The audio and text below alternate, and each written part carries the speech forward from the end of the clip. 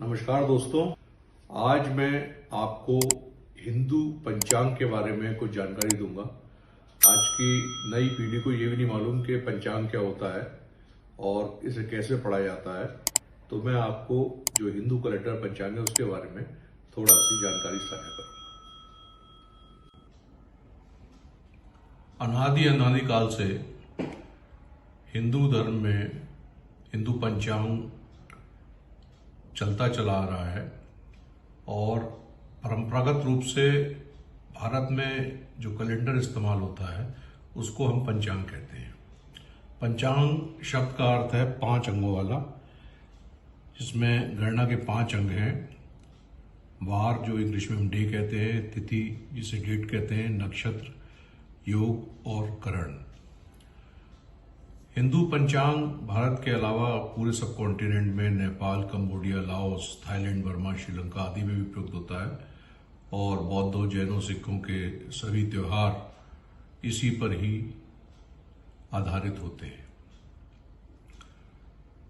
जैसे जो वार होता है उसको डे कहते हैं। भारतीय पंचांग प्रणाली में एक प्राकृतिक सौर दिन को दिवस कहते हैं। सप्ताह में 7 दिन होते हैं, उनको वार कहा जाता है। एक सूर्य उदय से लेके अगले दिन सूर्योदय तक एक दिन माना जाता है। इनके नाम सूर्य, चंद्र, 5 प्रमुख ग्रहों पर आधारित हैं। जैसे कि मंगल पर ट्यूसडे इंग्लिश में कहते हैं, यहाँ मंगलवार आता है, और बुध मरकरी पर आता है, जुपिटर से गुरुवार, वीनस से शुक्रवार और शनि जो सैटर्न होता है उससे शनिवार। एक सूर्योदय से दूसरे सूर्योदय तक का समय दिवस है। जैसा मैंने आपको बताया, एक दिवस में एक दिन और एक रात होते हैं। हिंदू पंचांगों में महीना चंद्रमा के अनुसार होता है। अलग अलग दिन पृथ्वी से देखने पर चंद्रमा के भिन्न भिन्न रूप दिखाई देते हैं। जिस दिन चंद्रमा पूरा दिखाई देता है उसे पूर्णिमा कहते हैं।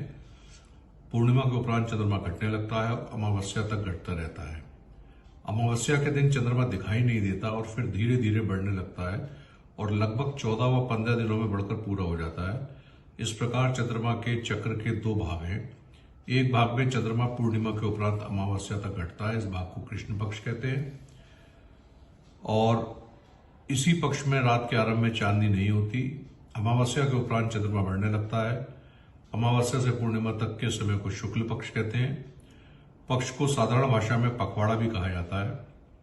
चंद्रमा का ये चक्र जो लगभग 29.5 दिनों का होता है, चंद्रमास या चंद्रमा का महीना कहलाता है। दूसरे शब्दों में एक पूर्ण चंद्रमा वाली स्थिति से अगली पूर्ण चंद्रमा वाली स्थिति में 29.5 दिवस का अंतर होता है, डेज का।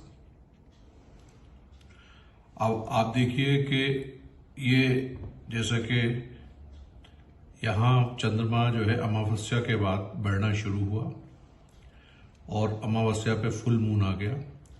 उसके बाद जो है ये घटना शुरू होता है और जब अमावस्या आती है तो पूरी तरह विलुप्त हो जाता है। हिंदू पंचांग में महीनों 12 होते हैं जो नक्षत्रों के हिसाब से होते हैं और नक्षत्रों के नाम पर ही इनके नाम रखे गए हैं। चैत्र, बैशाख, ज्येष्ठ, आषाढ़, श्रावण, भाद्रपद, अश्विन, कार्तिक, मार्गशीर्ष, पौष, माघ और फागुन। ऐसे ही तिथियों के नाम होते हैं। जैसे मैंने आपको बताया कि एक पक्ष में 14 से 15 दिन होते हैं और दूसरे पक्ष में शुक्ल पक्ष हो या कृष्ण पक्ष हो तो 14 तारीख होती है। पूर्णमासी को पूर्णिमा कहते हैं।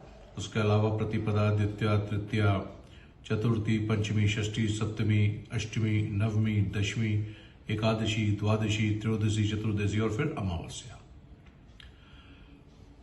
जो साल होता है उसको संवत कहते हैं और 12 महीनों का, 12 मास का और 365 दिन का एक साल होता है। भारतीय समाज में कई संवत प्रचलित है, जिनमें मुख्य रूप से 2 संवत हैं, विक्रम संवत और शक संवत। शक संवत शालिवाहन संवत या महाशकरात संवत के नाम से भी जाना जाता है। ऐतिहासिक हिंदू कैलेंडर है जिसका प्रयोग भारत और विश्व के अन्य भागों में भी किया जाता है।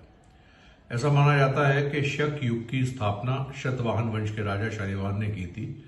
यह युग राजा की सैन्य विजयों के लिए स्मरण कराता है। शक कैलेंडर में 12 महीने 365 दिन होते हैं, जो ग्रेगोरियन कैलेंडर के समान है। शक संवत का पहला महीना चैत्र है, जो 22 मार्च से शुरू होता है। भारत में शक कैलेंडर को ग्रेगोरियन कैलेंडर के साथ राष्ट्रीय कैलेंडर के रूप में भी प्रयोग किया जाता है। इसका प्रयोग इंडोनेशिया हिंदुओं द्वारा बाली और जावा द्वीपों पर भी किया जाता है। अब आप देखिए कि ये कैलेंडर का हमने रूप निकाला है, जिसमें शक का मतलब ईयर हो गया, ये है 1946। मार्गशीर्ष और पौष महीना बता रहे हैं कि ये मार्गशीर्ष और पौष को दिखा रहा है। अब ये पहला जो तारीख है, जो इंग्लिश तारीख है, इस दिन अमावस्या है और महीना है मार्गशीर्ष।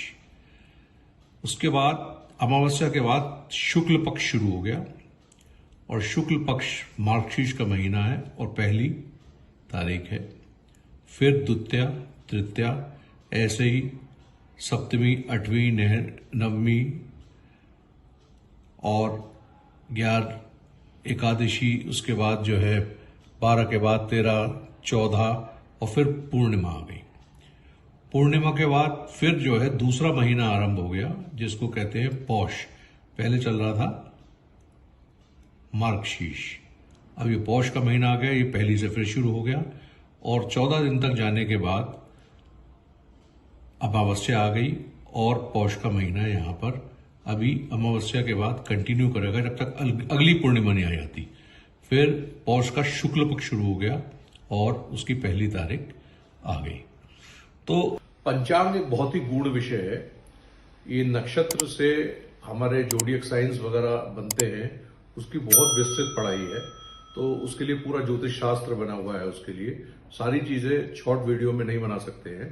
तो अगर आपकी इच्छा है कि नक्षत्रों के बारे में जानना चाहते हैं तो कमेंट करके बताइएगा।